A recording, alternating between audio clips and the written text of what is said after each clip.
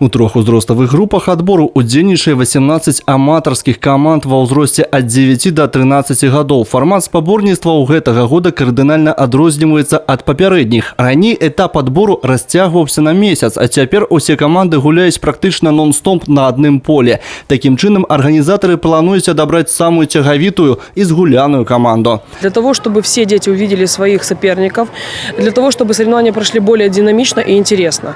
Соревнования пройдут всего в течение 2 дней, будет достаточно большое количество игр. И в конце второго дня мы определим наших победителей и проведем их награждение. Я занимаюсь футболом уже 4 года. Мои цели на этом турнире победить со своей командой, выиграть и показать, что наша команда, хоть она и дворовая, но она хорошая.